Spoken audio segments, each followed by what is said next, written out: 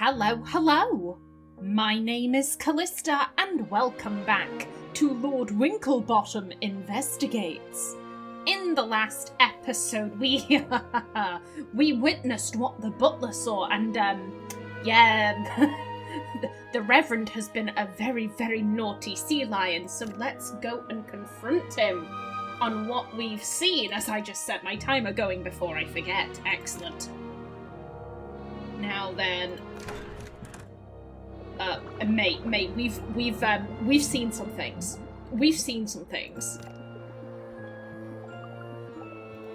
Ah, Reverend, there's something rather delicate I wish to discuss with you. Stop laughing, Frumple. Quiet, Frumple. What is it, my son? Well, that is to say... You were in a dirty movie. Ah, bugger. I just knew it had come out at some point. I love that as a reaction. Ah, bugger. You don't deny it. Would that I could, but no. I feared Gilfrey had discovered my secret. I suppose that's why we're all here, so he can reveal the terrible truth to the world. Surely not. Gilfrey wouldn't do something like that. And why shouldn't he? Maybe he felt that it was the right thing to do, or maybe he was going to ask for money to keep my secret. In any event, perhaps I should be punished for my sordid past. I needed the money, you see. I was young and foolish.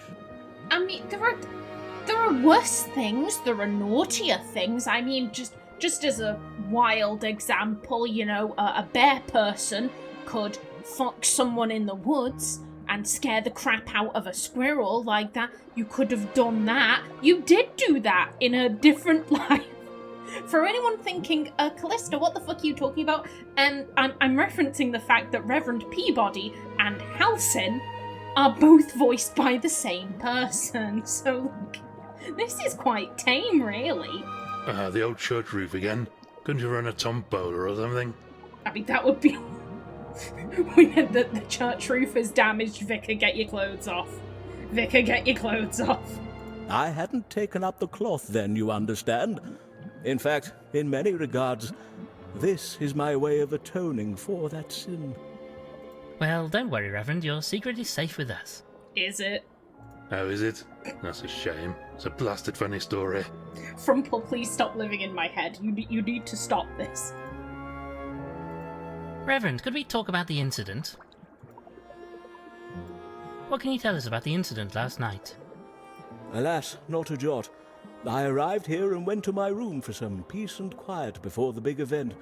By the time I came down, poor Gilfrey had already passed. You saw nothing unusual. I wish I could help you, but no, I'm afraid I did not. Okay. Well, goodbye for now, Reverend. God be with you, my son. Okay. So I'm not gonna lie, this was one of the characters I was most suspicious of. But having seen all that, because that's been revealed too early. Thinking about how mysteries are constructed, I feel like this is a red herring.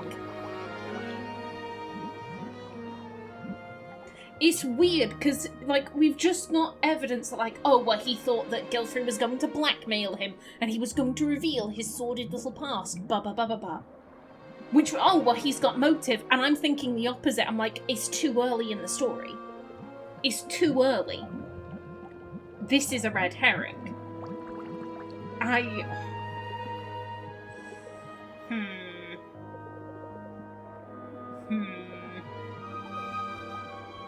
So I'm just thinking what I want to do next. So it's been a week.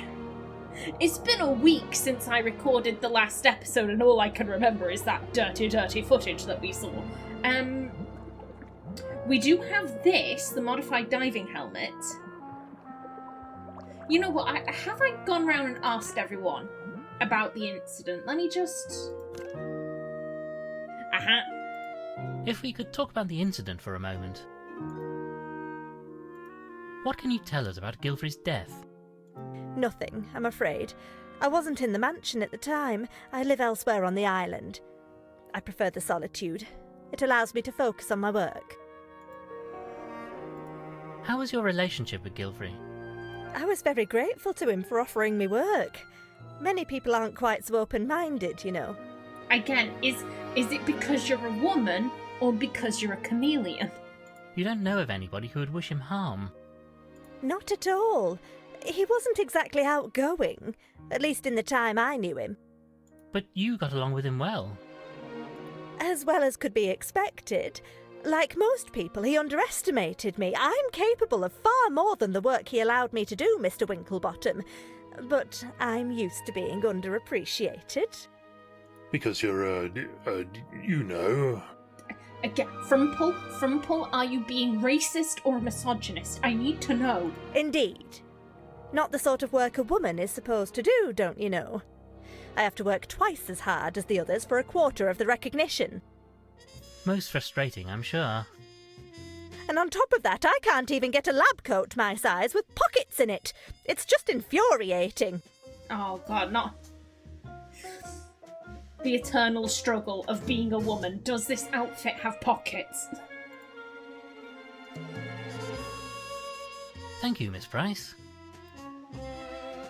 Okay. Let me... Let me out. Do we have... Okay, yeah, you're resting up. Okay, we've asked you about what happened. Thank you, Ambrose. I will say, at least we know he couldn't have done it, because he was locked in the attic. Unless there's a secret entrance. A secret second entrance for the attic. That is always a possibility. Turning to the incident then. Are you aware of anybody who might have had a grudge against Gilfrey? Well, my lord, Pumphrey seemed most vexed of late. Said he overheard the master discussing getting rid of somebody on the telephone. He thought it was him because of an incident in the vegetable garden, but I'm sure it wasn't. I can't think what he overheard. Please tell us in detail what you know about the incident. Well, my lord, as you know, I discovered the master dead a short while before you arrived. The other guests were here, and I'd been helping them to their rooms. I went to find the master, and there he was. Dead. Oh, it was horrible. And you didn't see anything strange before that? Well, at the time, I thought it odd that Ambrose wasn't helping with the guests. Oh, but I never dreamed he'd been locked up there in the attic all that time. Miss Clutterbuck, it strikes me you might have had a somewhat uneasy relationship with the victim? Oh, no, sir. The master was very kind to me. But not as kind as you would have liked. Not as kind as you'd have liked there. Frumple, no. Frumple, please. I suppose I can't blame him.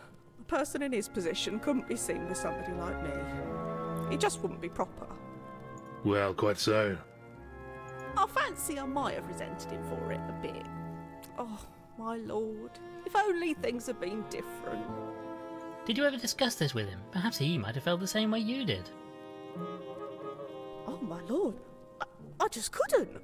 Oh, the shame of it. Thank you, Miss Clutterbuck.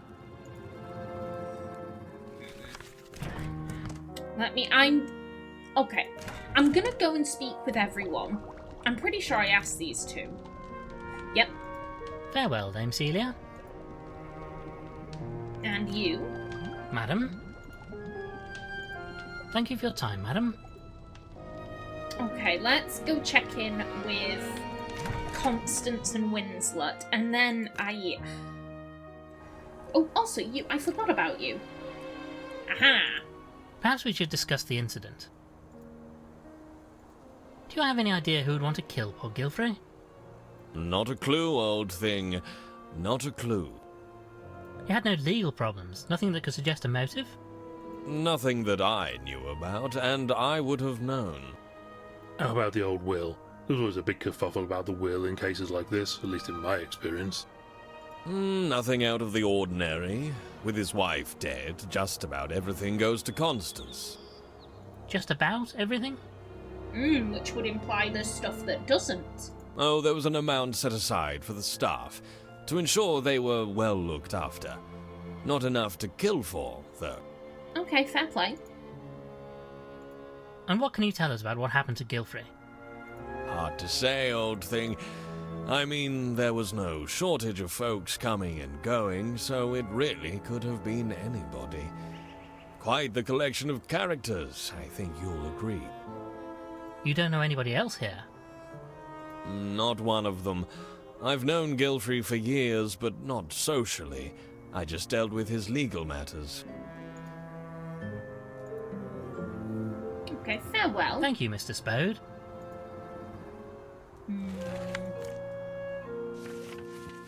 I do have thoughts, but let me just gauge where everyone is at first.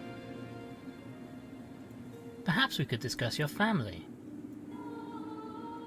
Do you know much about how your parents met or where they were married? Not a great deal, I'm afraid. I know they met on one of my father's expeditions in Africa, but not much beyond that. What about their wedding or your own birth? I can't help you, Lord Winklebottom. They moved around so much, you see, and had so many stories. You know, I'm not even sure where I was born. Is that strange? Well, I mean, considering that they were a jet-setting couple, I don't find that very strange at all. If they lived in just one place and you didn't know, then yeah, that'd be a bit weird, but... Thank you, miss. Farewell, Miss Gilfrey. And last but by no means least... If we could discuss the incident last night. Do you know anything about the circumstances of Gilfrey's death? Not a jot, old thing. I mean, any one of us could have done it, couldn't we? People coming and going for this big event. I say, it could even have been you, or Dr. F here. How dare you, sir? I'm a doctor. I would never. Steady on, old thing. He was just making a point.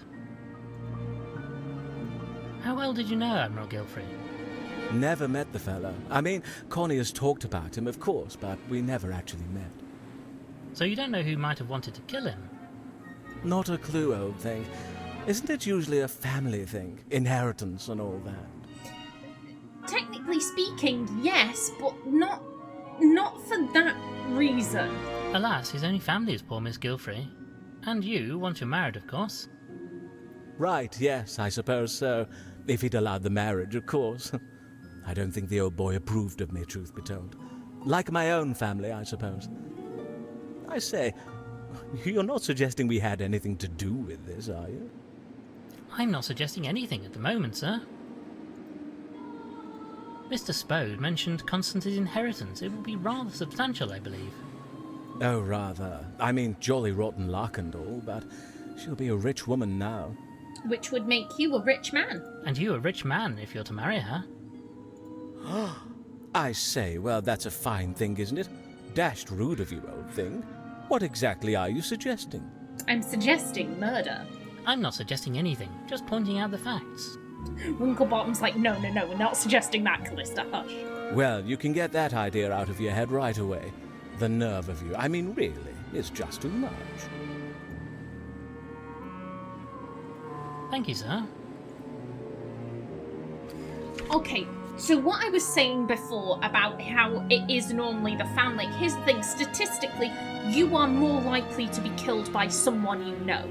It is very, very rare that a random stranger just decides, right, I'm gonna go on a killing spree. Obviously, it does happen. Obviously, you know, we have serial killers, and, you know, they pop up throughout history. However, there are thousands of murders, hundreds of thousands of murders that are committed every single year, and in damn near all of those cases, and I wouldn't want to put an exact percentage, but it is, you know, statistically significant, and most of them are committed by someone they know, either a friend, a family member, a co-worker, like, as it is just rare. It is a rare thing for you to be murdered by a perfect stranger. Okay, let me go back to the beginning. Let's see what kind of notes you've made. Come on. Keep going, keep going. Yeah, Admiral Aristotle Gilfrey sent mysterious invitation, lives on isolated island, found dead in a pipe, murdered with salt water, has a safe. Okay. Ambrose, he's the butler, he was trapped in the attic, he doesn't know who locked him in. I mean, it was probably, the Reverend. Accidentally, you know, the Reverend was looking for... Wait a minute, did the Reverend say... Oh, again, this is the issue with taking week-long breaks in between recording this series. Did the Reverend go up to the attic and he found it was locked, or did the Reverend go in there to find the tape and then was like, oh shit, there's someone else in there, and then they legged it and that's why they dropped the Bible? If it was the second one, then the Reverend probably just closed the door behind them, so like, oh, you can't chase after me, I'ma slam this shut, and the door got stuck. That's kind of what I'm assuming here. Either way, you've been trapped, so it can't have been you. Daughter of Aristotle, not been home for some time, unlikely to be a suspect. So, considering she's his daughter, she has an inheritance, that would make her likely. However, if Winklebottom has said, I don't think she's a suspect, then I will trust in Winklebottom, who I still don't know what his first name is. Reverend Archibald Peabody, old friend of Gilfrey, sea lion of the cloth, has an alarming past. See, the fact that this has come up at this time, to me this strikes me as a red herring. It's happened at a place in the story where I'm like, this is red herring territory. If this were a book, I wouldn't pay this guy too much attention. Which is annoying, because for a while he was my prime suspect. Beryl Clutterbuck, maid to Gilfrey, worked for family for some time, secretly loved Gilfrey, was hurt by him not reciprocating. Again, she knows him, she's worked for him for a long time. I would say this is a good suspect. I would say she has a strong likelihood of doing it. Salty Walters, sailor, taking us to island, apparently heavy, a drinker, hates the taste of salt, believes he saw a creature left the island. Also, he was with us at the time. He was on the mainland with us, so it couldn't have been him. Dr. Vivian Price worked as a researcher for Gilfrey, lives on island, Gilfrey took her notes. Underappreciated for her work, possible motive. Again, they were co-workers. Again, statistically more likely to be her than a stranger, like, I believe the Dane, I think she's a stranger, technically. Yeah, Pumphrey's dead. Seems angry at Gilfrey, accidentally ate vegetable garden, thinks Gilfrey intended to fire him, killed by salt, couldn't have used it for a murder. And also is dead, so probably not you. Madame Lavinia, a medium, knew Ethelberta well, didn't know Gilfrey well. Believes herself to be a fraud, worried Gilfrey intended to expose her. See, again, you were kind of a stranger to Gilfrey. I'm less inclined to believe you had anything to do with this, because you really didn't know Gilfrey, but if he was doing something, we know that Gilfrey intended to make an announcement. If it had something to do with Ethelberta, and it was to slag her off, then maybe I could see you jumping in. But then we haven't seen any evidence that Gilfrey's relationship with Ethelberta wasn't a perfectly loving union.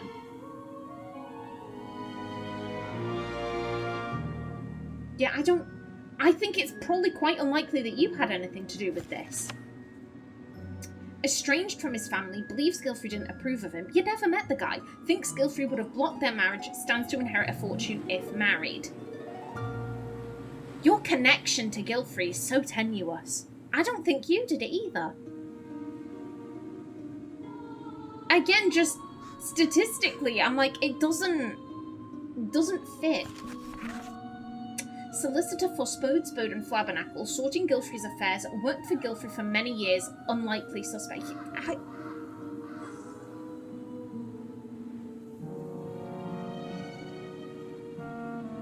See, with the daughter, I'm willing to trust. I'm willing to trust Winklebottom's intuition. See, this guy raises red flags. apparently you knew Gilfrey, which again, statistically you're more likely to be killed by someone you knew. It's the fact that, so he's searching through Gilfrey's papers, and he's left them in such a state of disarray. Why? Lawyers don't sift through papers like, they don't do it that all willy-nilly. It's an ordered process. Let me check what you had going on. And this guy's left them in an absolute state. Why? That would imply there's something more to this.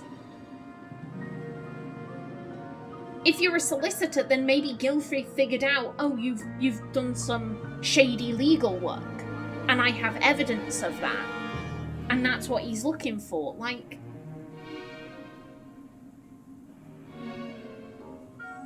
I don't know about that.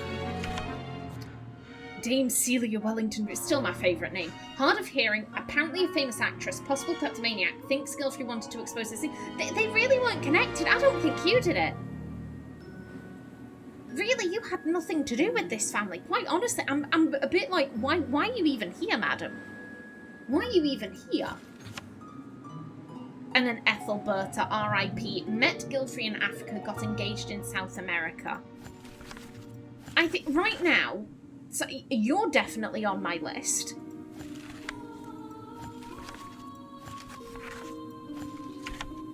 You're on my list. You're on my list. I feel like you're a red herring. But I'm like, maybe, but I kind of doubt it. I doubt it's the Reverend, but maybe.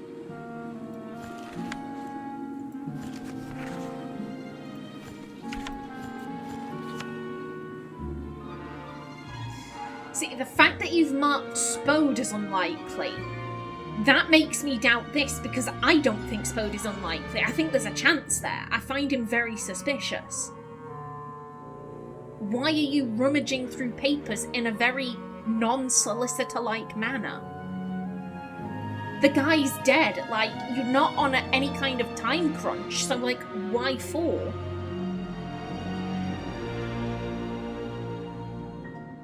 The fact that you've marked Spode as unlikely and I think he's likely, that makes me double guess this. So I would also put Constance on my list, but very, very low.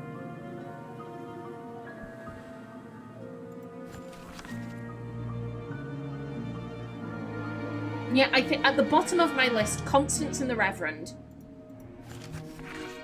And then it's Beryl, Spode, and what's she called? Vivian. Although, again, the fact I'm like, Vivian's voice, I'm like, you sound like me. I want Vivian to be innocent.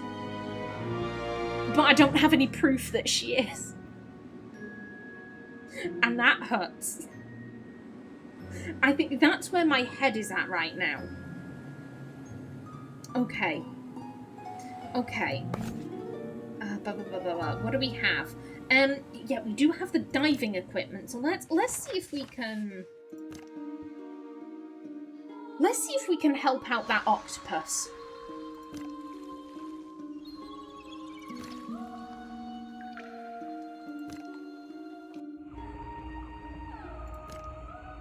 Well, I've modified this helmet to be suitable for a giraffe, so it's time to head out.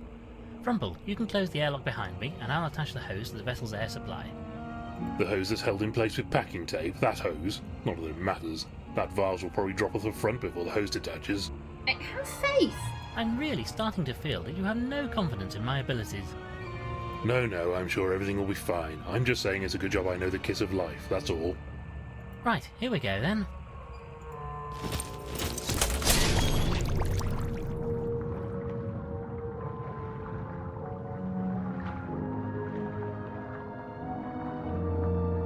Hello. 1 second, let me have a look around. Is it just you? Yeah, I think it's just you, unless there's something hidden in the darkness. Okay. How do you do, good sir, and how are you this fine day? Hello! None too clever, truth be told. Got myself stuck in this blasted wire. All tangled up down the old tentacled, don't you know? I say, how absolutely ghastly for you. I say this submarine is really quite a splendid vessel, isn't it? Well, not exactly my kettle of fish, you know, but I suppose for you land dwellers it's a useful contraption. I say, do you want me to help detangle you from that stuff? Might be a bit tricky for me down here, mind. Oh, that would be most splendid. Thank you kindly. I'll just pop up to the service when we're down here, then. Goodbye for now, old thing. I'll see you back topside, as they say. Thanks, old boy. Much appreciated, I'm sure. I like this octopus's voice. Go on, old boy. I'm like, yes. I approve of this voice. Hello. I say, what is this wire stuff anyway? Nobody really knows. You find it sometimes under the water. Not a blessed clue where it came from or what it's made from, but it's almost invisible. You don't know it's there until it's too late. It must be animal-made, but I can't imagine its purpose.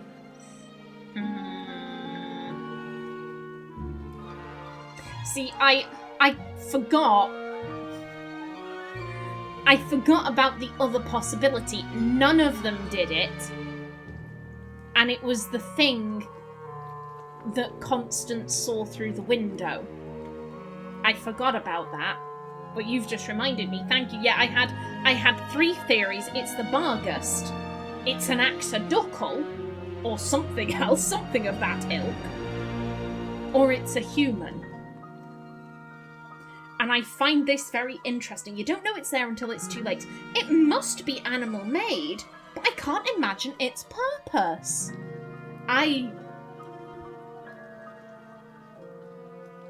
Because, like, what if it isn't animal-made? What if humans made it? Are there humans in this world? Like, how did this world develop? Questions. To be perfectly honest, this game, in a lot of ways, it reminds me of Turnip Boy Commits Tax Evasion. Because I jumped into that game thinking, oh, this is just, it's from the title, Turnip Boy Commits Tax Evasion. It's silly. It's a silly little game. There's not going to be any real plot, blah, blah, blah. And then as you go, it's like, oh no, this world has deep lore. The silly title belays the fact that this world that the game is setting up has deep, deep lore. And I'm thinking, is it the same with this? Again, silly name, Lord Winklebottom Investigates. And it's actually like, yo, there's this whole... Like, the universe we're setting up here is vast and expansive. I wonder. Well, farewell then. Okay, let me help you out, buddy.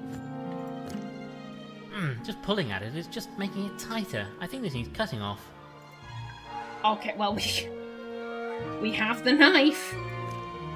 Let's have a look now. Oh, this will come off easily if I just cut it into a few pieces. Careful you don't prod him too hard. I had an octopus for a patient once. Tried to give him a reflex test by hitting one of his tentacles with a hammer, and he squirted his filthy ink all over me. Would that be considered a sex crime in this universe? I can hear you, you know. Oh, I'm sorry. Right, that's done the trick. Hey. Well, you seem to be free now, old chap. Thanks awfully. I'll be toddling off then. Blasted nuisance. I don't normally come this close to shore, but I was trying to keep away from a ship out at sea. Blasted thing nearly ran into me. Going like the clappers it was, trying to get through that storm. How peculiar. Did you recognise the ship? No, I've never seen it before. These waters are usually so quiet. They seemed very keen to get here, but I don't think they managed it there. The storm was too severe. They're still out there off the coast now, as if they're waiting for something. Oh. All seems a bit odd to me. What knows what anyone want with this desolate little place? Well, farewell then. Goodbye, old chap. Thanks awfully for the help.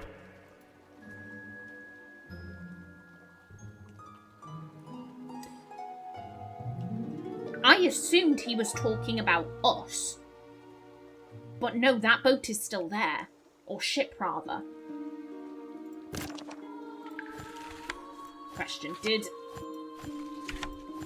Go to... I'm like, do we now have a picture of... Oh, not boo. Boo, I had hopes. I had hopes that we would have a picture of an octopus in a top hat. And we don't, and I am sad. Okay. Okay, still interesting. Interesting that the ship is still out there. Okay. Well, I am just about out of time for this episode. In the next one, let's see, what else do we have? What else? Interesting that we still have the modified diving helmet. We have the combination. Where we met, where we got engaged, where we married, where Constance was born. Okay. Okay, I have some thoughts. Well, we will investigate that in the next episode.